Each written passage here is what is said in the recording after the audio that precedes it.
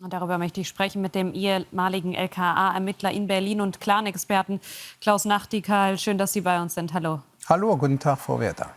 Also wir wollen auf diese Mafia blicken, eine marokkanische Bande in den Niederlanden, bekannt dafür, dass sie besonders brutal agieren. Was weiß man noch? Richtig, das sind wirklich Banden, die möchten wir hier eigentlich nicht haben. Die zeichnen sich aus durch absolute Kaltblütigkeit, Brutalität. Es wird das Königshaus bedroht. Eben im Anspieler kam schon, sie sind für Morde verantwortlich, sie schrecken vor nichts zurück.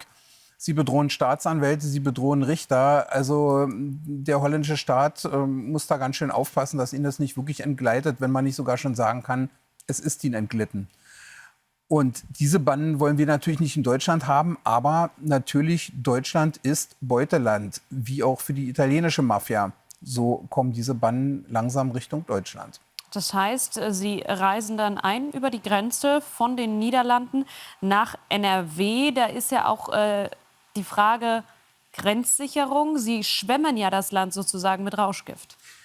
Ganz genau. Ich sage es immer wieder, ein Eckpfeiler der Sicherheit eines jeden Landes ist eine optimale Grenzsicherung. Das haben wir in Deutschland nicht mehr, das haben wir in Europa nicht mehr, das haben wir leider nicht mehr, muss ich sagen. Dieses freie Reisen ist eine tolle Sache, aber es geht zu Lasten der Sicherheit. Wir reden vom Extremismus, vom Linksextremismus, vom islamischen Extremismus. Wir reden aber natürlich von der organisierten Kriminalität. Aus Holland kommt derzeit leider nichts Gutes nach Deutschland, außer der Käse. Und wir werden mit Drogen- und Gewaltkriminalität überschwemmt. Die ganzen Taten der Geldautomatensprengungen, diese Tätergruppierungen kommen fast ausschließlich aus Holland. Das heißt, haben wir da jetzt sowas wie einen Bandenkrieg in NRW? Wie würden Sie das beschreiben? Und vor allem, welche rivalisierenden Banden sind das? Ja, die bekannten Clans, die im Drogengeschäft drinstecken, machen natürlich auch mit den Holländern ihre Geschäfte. Wenn man dann versucht, irgendwas nicht korrekt zu machen, die hinters Licht zu führen, das kann ich eigentlich niemandem raten. Und ja, dadurch ist wahrscheinlich die ganze Sache gekommen. Derjenige, der auf dem Video zu sehen ist, der dort gefoltert wurde, El Zain-Clan, das ist ja auch in Berlin ein sehr bekannter Clan und sehr bekannte Namen. Mahmoud El Zain, der sich der El Presidente nannte in Berlin. Ja, in Wirklichkeit Mahmoud Uca. Er ist kein Araber, er ist Türke eigentlich. Und ja, so zieht sich das durch. Und diese Banden haben alle mit Rauschgiftkriminalität zu tun. Mhm. Auch bekanntermaßen. Und ja, jetzt hat man sich offensichtlich die falschen Geschäftspartner ausgesucht.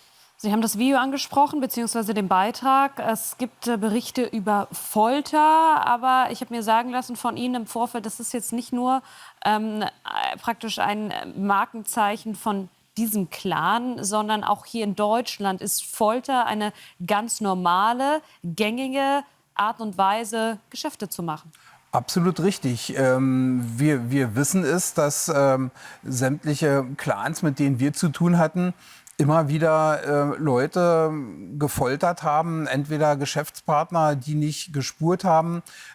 Es wurden Geschädigte von anderen Straftaten, die aussagen wollten, in den Keller geholt. Es gab einen berühmten Keller, wo wir wissen und aus Erzählungen auch wissen, dass da Leute drin verschwunden sind.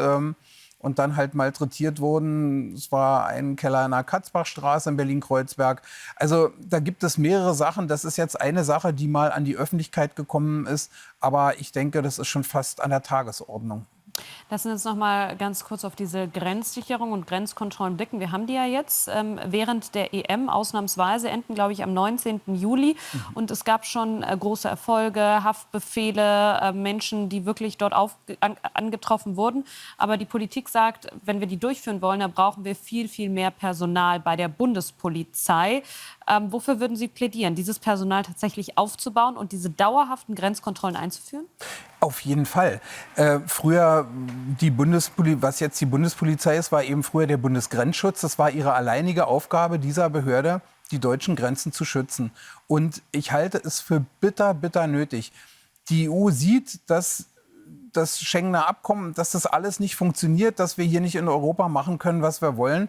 Und von daher bin ich eigentlich unbedingt für Grenzsicherung. Es kommt den Menschen, allen Menschen in Deutschland zugute. Und wer denn sagt, naja, was habe ich mit organisierter Kriminalität zu tun? Ich kann immer wieder nur davon warnen, wer mit seiner Familie unterwegs ist, mit seinen Kindern und zur falschen Zeit am falschen Ort ist, kann ganz schnell Opfer von organisierter Kriminalität werden und in eine Schießerei geraten. Klaus Nachtigall, vielen Dank für den Besuch. Sehr gerne.